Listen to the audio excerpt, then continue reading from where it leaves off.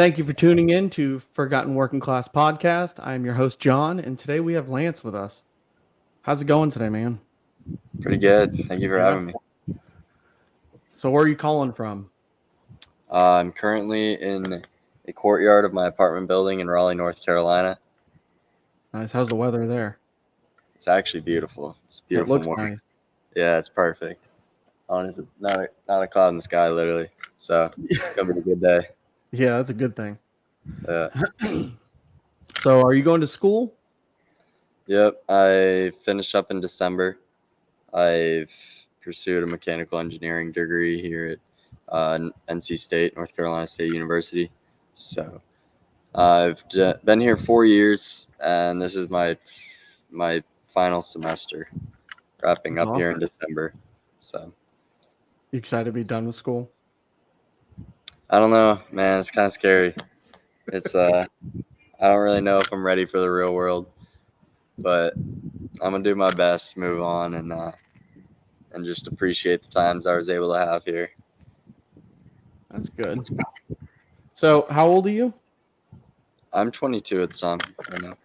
22. Yep. You have a girlfriend or you're married? Kids? I got a girlfriend. Yep. Okay. A girlfriend at the time, at the moment. It's Very amazing. nice. Yeah, super happy with her. Um, yeah, couldn't ask for much more at the moment. All right. So, you want to jump into your accident and what happened? Yeah. So about 5 years ago in May of 2019, I was in Davidson, North Carolina, and just any other high school day. I was a junior in high school at the time, 17 years old, and I was on the lacrosse team. So we left school a little bit early and traveled to Asheville for a playoff lacrosse game where I broke my neck and was paralyzed from the chest down in the third quarter of the game. And I was obviously rushed to uh, Mission Hospital in Asheville, North Carolina. And I was there for about 2 weeks, which I remember absolutely none of. And then I was transported down to Atlanta, Georgia, where I was in the Shepherd Center for about 5 months. That's a long time. Yeah, It's a long time in the hospital. yeah. It was quite the process. I mean, going through all just the stabilization, relearning how to breathe on a ventilator, like we were talking about, and having having a feeding tube down, and learning how to eat, learning how to breathe, learning how to talk, all these things that just came by nature, and Yeah. now you're having to relearn them and figure out how to do them at 17 years old. So yeah, it's a pretty crazy process. It is crazy because, I mean, the way I look at it, you're not really relearning or learning again how to breathe or do that stuff. Like you said, that's natural. Like you're born into that. First So time you're having learning. to learn it, that's Yeah, that's got to be difficult. yeah, absolutely. Um, I mean, I remember like the first couple weeks in the hospital, we had a little piece of paper that had the alphabet on it, and I was literally sitting there, and I was paralyzed from the chest down too, so I like hadn't really figured out how to use my arms at all yet, and so I had people like going on the piece of paper and just running their finger like down the line of the alphabet and waiting, and eventually I'd nod my head yes, and that would mean whatever B, letter C, whatever, and then they'd go right back through the entire alphabet, and I'd spell words out letter by letter just by nodding my head, and it was yeah, it's those things we take for granted, the ability to do those things so easily. Yeah. So after you got out of the hospital, what'd you do? Um, it was I'll tell you, like the day I got home, it was terrifying. Like we had we had to rent like this massive wheelchair accessible van because I was sent home in an electric wheelchair, and uh, we like drove all the way home, and my parents had some friends over waiting at the house when we got home, and I genuinely couldn't get out of the van. I like sat there and I was just crying in the van in the wheelchair for like I think it was like an hour to hour and a half because I was just like at in the hospital. It was always just all right. Well, I'm coming back. Like I'm learning new things every day. I'm regaining not as so much function, but I'm gaining this knowledge of how to use my body and how to get around, and like I'm improving. I'm constantly Yeah, improving, and it was like I was in this alternate world to me. Like no, I wasn't home. I was in the hospital and I was getting better, right? But when you leave the hospital, you leave that safe zone where you're around people that are going through the same thing you're going through, and you arrive back at your house that you only knew from one point of view, and now you're looking at it completely different, and it's exactly. not it doesn't look like home anymore. It was like in your mind home was where everything was okay, and the hospital was where everything was messed up and hard. But then you realize in that moment, like, okay, this is the future too. Like this is what the future is gonna look like. So that was really interesting. That was really hard. But yeah, over the next couple of months, I had gone back to high school, um, finished getting my uh, high school degree, whatever they call that, and um, yeah, I think I went back to school in September, and then we were sent home because of COVID my senior year of high school. So I was only back in high school for like 3 months. Um, I was going there for like half days, just finishing out the couple of classes that they needed me to take to graduate, and then moved on. And I realized that my education was probably what I needed to focus on at the time. So I applied to I think I applied to 13 colleges and got into 11, and ended up deciding I was going to go to NC State. So um, yeah, focused on that for a couple of years, and that's kind of all I was focusing on, was just getting through school, and that was a massive challenge in itself. Um, Trying to be as independent as possible and creating a team and a program around me that was going to get me through the days, and um, yeah, so that was my challenge at the time, Yeah. and it's kind of been the last couple of years up until the last 6 to 8 months have looked a little different for me. So everybody that is watching and has just heard all that, um, Lance is incredibly talented too. And when I seen you on Instagram, I was in awe. I was like, look at this dude crushing it on the racetrack. Thank you. And I seen that you had the hand controls and all that. It's wild.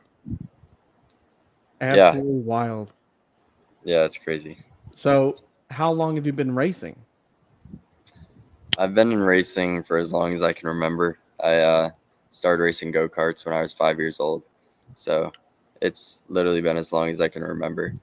I raced go karts from 5 until I was about 14 years old, and then I advanced up into some sports car stuff and some open wheel, like entry level open wheel stuff, and was kind of getting my feet wet in racing cars. And I was racing those two for the next 3 years. So from 14 years old to about 17 years old, I was racing Mazda Miata and F1600, and up until my injury in May of 2019. So, I seen on your Instagram the F16. What did you call it? The F1600. Yeah, That thing looks looks sweet. What is Yeah, it? it was really fun. I was racing for Cahill Motorsports at the time for in the F1600, and for people that don't know racing much, it's essentially an Indy car with no downforce. So there's no front wing, no rear wing, like no aero. It's kind of like it's there are two ways of describing it. It's like a cockpitted go-kart and it's an Indy car with no wing. It's like it's that middle ground. It's like if you took a go-kart and Indy car and just meshed them, that's what an F1600 is. It So it's looks like sick. yeah, and How fast? it's really good racing. Um, I mean, I think the fastest I got up in one of them is like 140, 150. So not super fast, but they it's really good racing. Like it's because of the low downforce and just how those cars drive. Like draft is huge, and like there will in that series there will without a doubt be at least 5, 6 drivers that are fighting for the win on the last lap. Like it's just inevitable. Like the straightaways, everybody bunches back up, and then you're racing through the corners, and the straightaways bunch back up, and it's like there's no escaping the pack. So it's really, really good racing. Oh, nice. Yeah, So right now you race. I seen it's a BMW, right? yeah. Now, is that the car you chose? You fan of BMWs? Um, yeah. I mean, I've always been a BMW fan, but I did not have a say in choosing the car. Um, so obviously, like when I was 17 and I broke my neck, it all came to a halt, and I didn't think that racing was going to be a possibility again um, for the longest time. And was it was an idea in the back of my mind that like maybe I could try this, maybe it would be fun, whatever.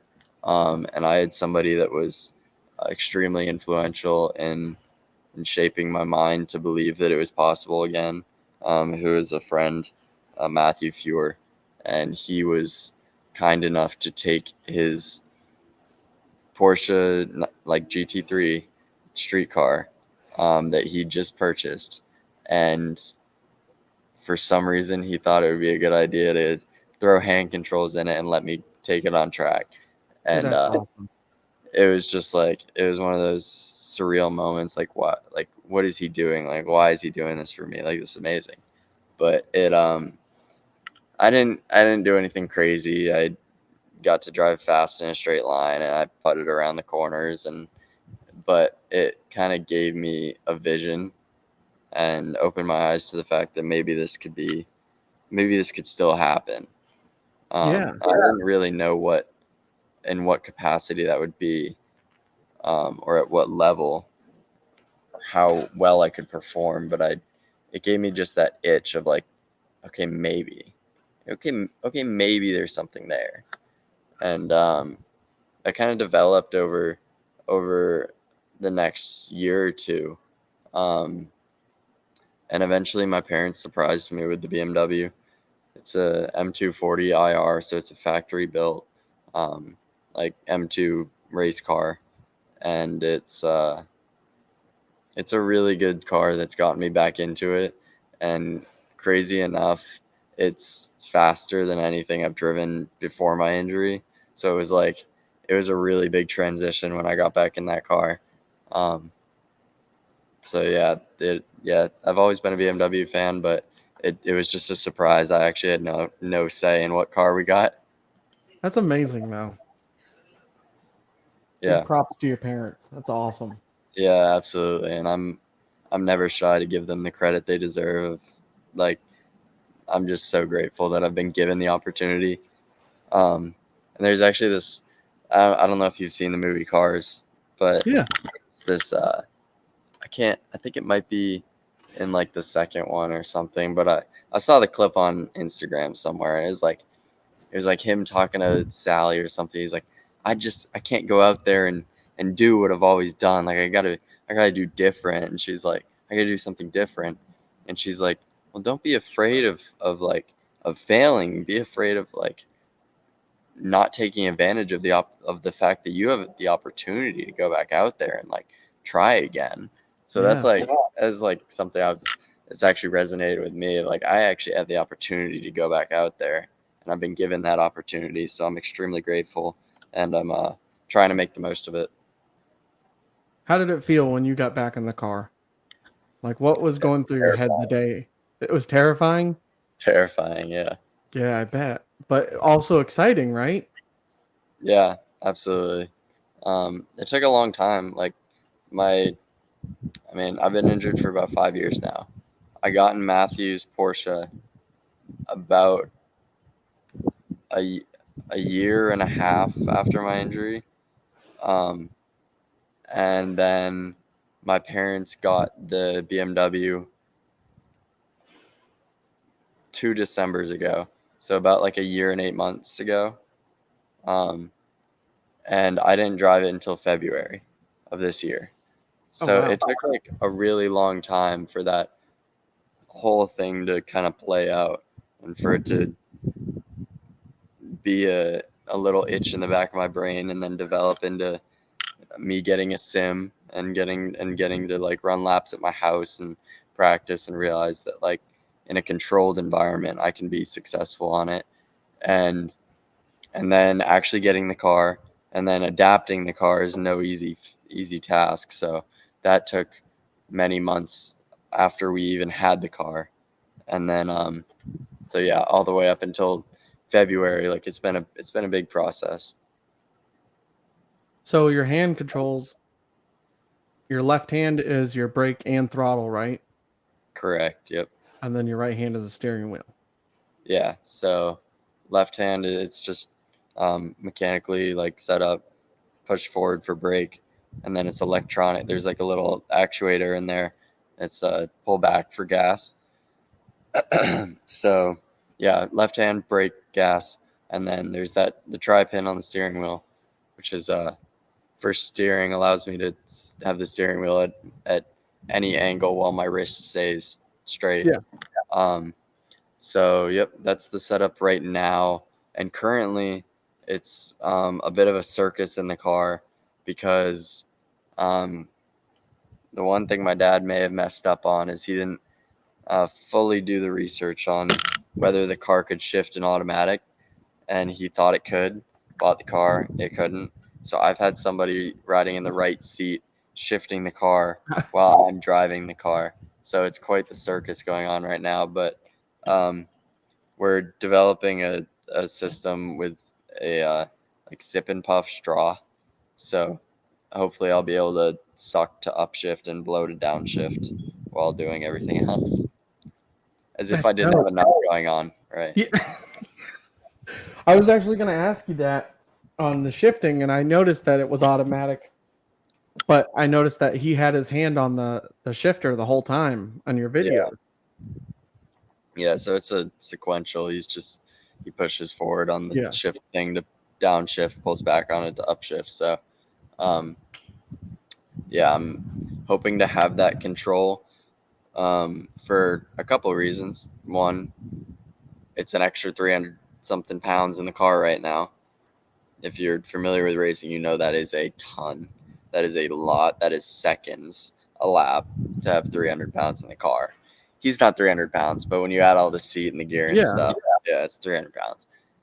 And then you also just want that control as a driver. You want to be able to shift exactly when you're expecting to shift. And that's something that's been like extremely impressive that we've been able to run as quick as as I'm running by just kind of like meshing together. Yeah. Like we've like learned what each other what each of us is going to do and how to predict that and react to that, and like it's actually been a really interesting process of like one car, two people.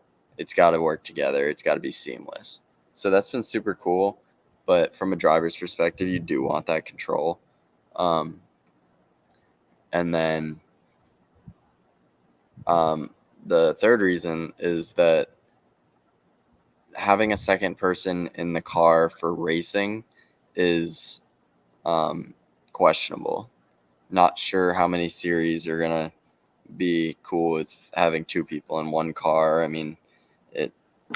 I think most would be all right with it, but um, yeah, at the end of the day, you want to be the driver, and Yeah. you don't want to need somebody else. And the story I'm trying to tell as well is like I know I can do it on my own. I'm trying to show people what I'm capable of and what people with disabilities can be capable of if they're given the right situation. So I don't want to be relying on somebody else regardless. I love it. That's awesome, dude. Thank you. So, are you sponsored? Yes and no. Um, I've been. It's been a very rapid, accelerated process since you might you might race like I did before my injury for 12 years, developing relationships, proving yourself on the track, networking, meeting people, having the right conversations, getting accidentally placed in the right environment where you're with the right people and all that happens over time. It doesn't just happen overnight. Yeah. And there's no what anybody in racing will know is there's no like right phone number that you can just look up and call and they'll be like, yeah, we'll give you money. Like that's not how it works. So it's it's all about who you know and having the right conversations with the right people. And because I was out of the game for 5 years, it was uh it was really hard to get back in and have those people that trusted me, knew my story. So I've been like really having to put myself out there. And my goal for next year, for 2025, is to have a full season of GT4 racing. So I'm not sure exactly if that'll be in Porsche Sprint Challenge or in VP Challenge, but probably one of those series Oh, you're breaking up. running GT4. And so far, I have. Oh, we lost him. Let's see if it comes back.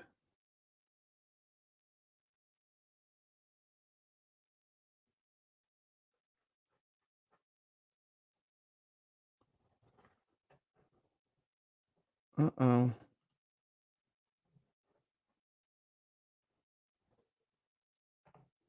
He might have got a phone call. We've had that happen before. Somebody gets a phone call, it kicks it off. Give him a second.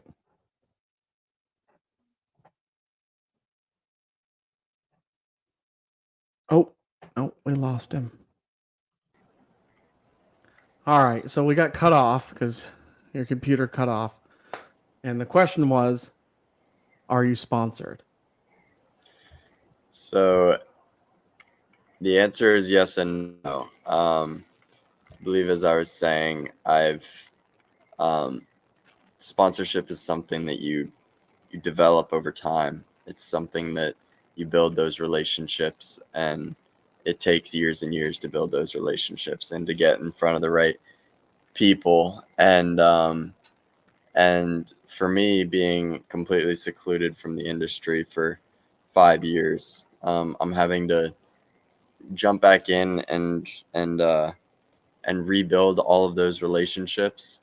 But I'm kind of trying to do it at an accelerated rate because um, on track, I very quickly adapted to the hand controls and very quickly realized that I have the ability to go out and be just as fast, if not faster, than a lot of fully capable people and like fully able bodied people.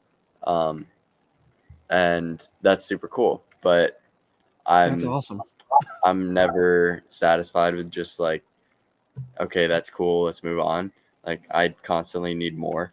So I have high hopes of being able to race in GT4 next year, whether that's in Porsche Sprint Challenge or in VP Challenge. I'm not sure exactly which one yet.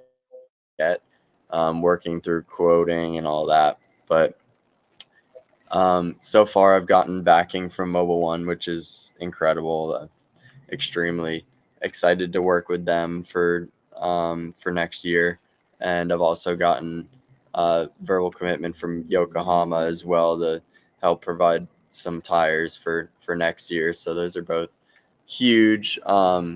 But it's a battle every single day that I'm working through, trying to meet the right people and get the right conversations, and I'm making phone calls left and right every single day in between classes, trying to get in touch with people from different companies that I know might want to be a part of the journey, a part of the story, because I think there's something unique with myself versus just any racer, right? So That's awesome, yeah, dude. currently do have some sponsors lined up, but nowhere near where I need to be by the end of this year. So gonna continue working through that. So, other than racing, what are your hobbies? Because I did see that you were skiing. Yeah. That's insane. I I don't really know that I have a great list of hobbies. I'm kind of just an adrenaline junkie. Um, so I mean, racing has always been my thing. It's the thing that makes me tick. It's the thing that makes me happy. That's your It's passion. everything to me. Yeah, it's my passion. But I mean, I do work.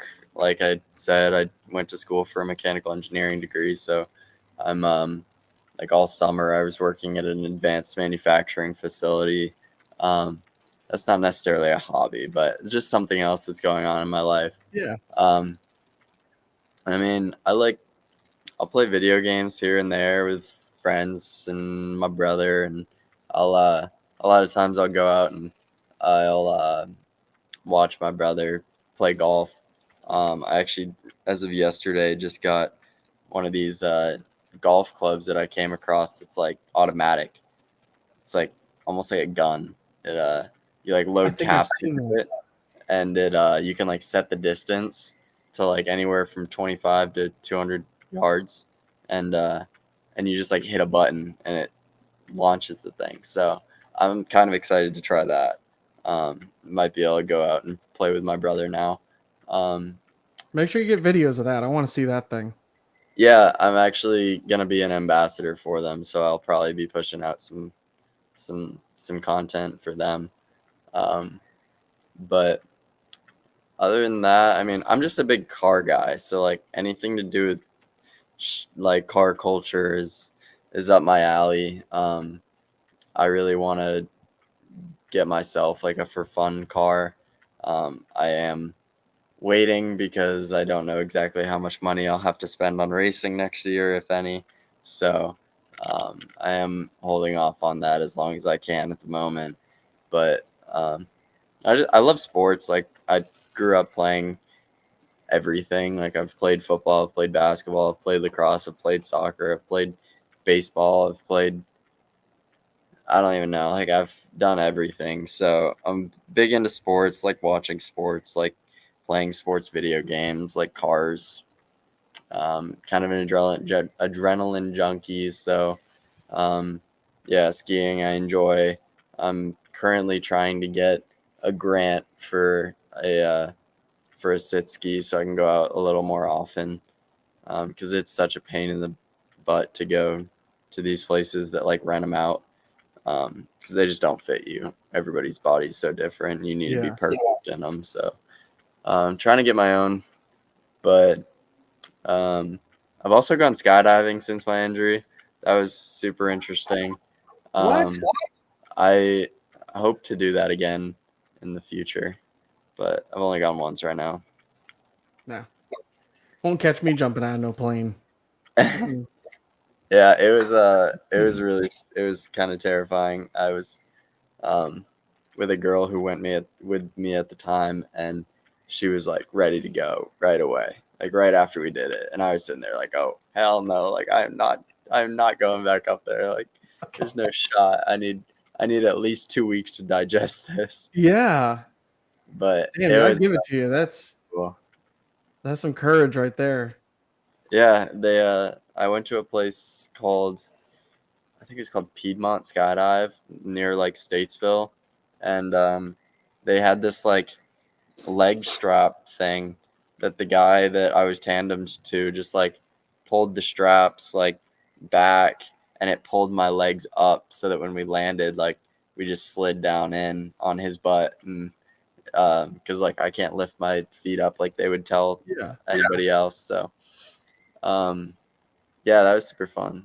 I actually thought the free fall was fine because you don't even know what to think when you're free falling. It's once they pull the chute that's when it gets scary That's crazy.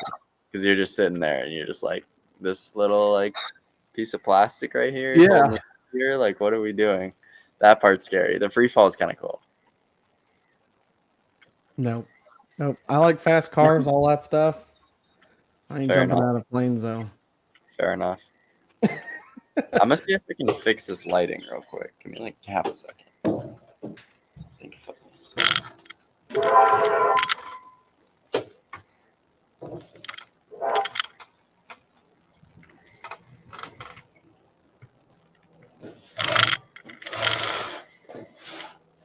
That's good. we're getting better. So you have a personal truck, right? There we go. All right, that's probably better. Yeah, I do. I got a pickup truck adapted for me like I seen it. maybe 2 years after my injury. It's a blessing. I love the thing. Dude, it is It's sick. the best thing I've done. Good Yeah, looking truck. And then the whole side opened up. I was like, oh, that's so dope. yeah, it catches some eyes for sure. It can be annoying at times because I can't go anywhere without somebody saying something. Like literally 5 years later, I still go to the Walmart and I have 4 people gathered around my truck. Like usually it's old people too, and they're like, "Oh my God, that's the coolest thing I've ever seen." It's just like, It is yeah, cool though. I mean, the whole it is. side of the Like, truck just opens up. I mean, if you yeah, haven't seen it before, you would definitely want to stop and be like, what just yeah. happened? Like you'd be Yeah, confused. it is cool. It is super cool, and it's a blessing. It gives me so much independence that I wouldn't be able to have without it. Um, like I just back my wheelchair right onto it. You probably saw the video on my Instagram, I'm Yeah. guessing. And in that video, I think it has like the the movable seat on it. That just comes out. So like currently it's just the ramp and I back my wheelchair onto it and I drive from my wheelchair. And then your Uh, wheelchair locks in, right? Yep, I have like a little metal pin on the Yep. bottom of my chair, and it literally just like latches in. And Yeah. there's like a button behind my head. I hit to release it when I'm ready to get out. That's awesome. It's badass. Yeah, it's cool. I think my favorite part is just that you can't tell. Like I can go anywhere, No. and I can drive around. I can drive like a meathead, whatever, and like and nobody knows like, oh, the guy behind that is in a wheelchair. I think that's the coolest part to me is like it's a it's a it's a place that I can feel transparent. Like And it's I can not a feel stock truck like either. anybody else. It's But lifted, isn't it? yeah, it's Yeah. So you're not six. even stock height. It's got the lift, the wheels, the tires, all of it. Yeah, it's 6 inch lift with on 35s, so it's pretty big. It gives me a tough time in most parking garages. Yeah. So yeah. That's awesome though. Yeah, I love it. I do think I need to lower it maybe 2 inches, but um, yeah, I just like being able to drive something interesting as well. Like I said, car culture has been what makes me happy since I was honestly less than 5 years old. Like I have pictures of me growing up, lining up Matchbox cars just in a like OCD line, like all the way around our playroom, just in a perfect single file line, like playing with Matchbox cars as a baby. So like cars have always been something that make me happy, make me tick. So I wasn't gonna drive a minivan. Yeah, no. That was just like that was the decision I had to make. Was like, all right, you can have a minivan or you can have this. And I was like, yeah, I'm not driving a minivan. Yeah, So that's an easy pick.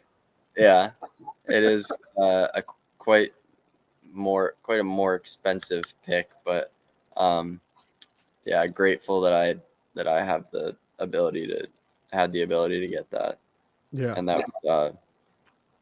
was thanks to a lot of selfless individuals who donated to my GoFundMe when I was first injured. A lot of that, the funding for the truck came from that. So yeah, I'm just super grateful. I mean, I drive it literally to every single class on campus, and it makes things a lot easier than having to ride the bus or drive a minivan or Yeah. something like that. So super That's grateful. awesome, dude.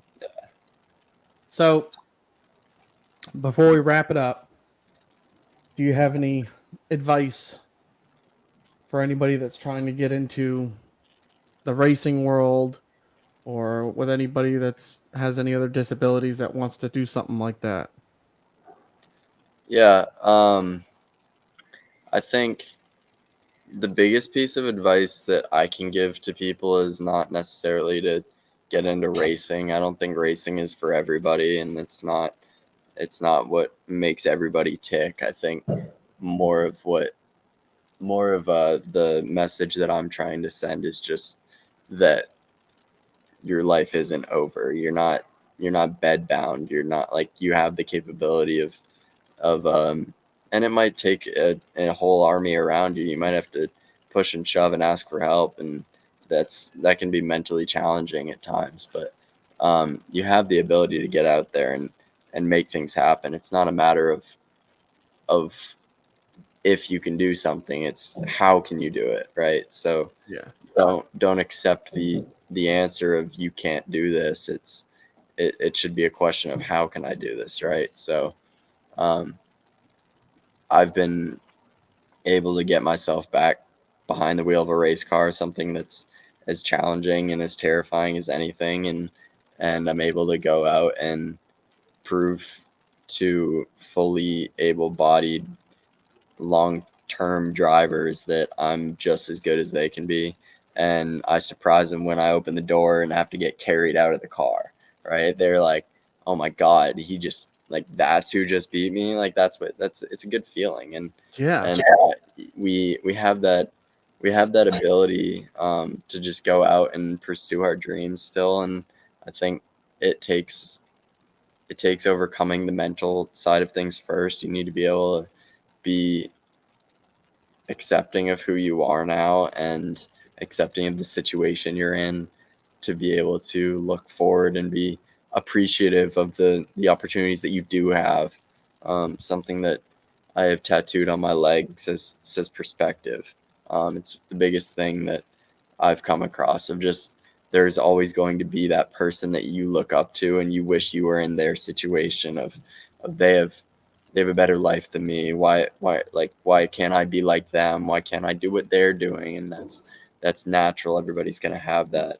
But at the same time you have to look at the alternative of there are also these people that are way in worse situations than you, and there are people that wish more than anything that they could be in your situation, and that's always going to be the case. So um, I think overcoming the mental challenge that comes with a spinal cord injury or that comes with a disability first, that's first and foremost. You have to be accepting of your situation to be ready to move on and attack what you want to attack and overcome the things that you need to overcome. So that's first and foremost, and that's something that you have to dig deep to find within yourself and not take no as an answer. And then once you've done that, your passion is your passion, and you'll find a way to make it happen. So um, I think that's the biggest thing. Just don't give up on yourself because you still have the ability to go out and do what you want to do.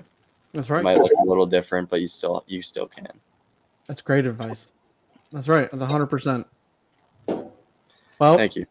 it was amazing having you on today. I appreciate you being our guest. We were honored. And Definitely gonna have to keep up watching all your stuff because your videos are amazing.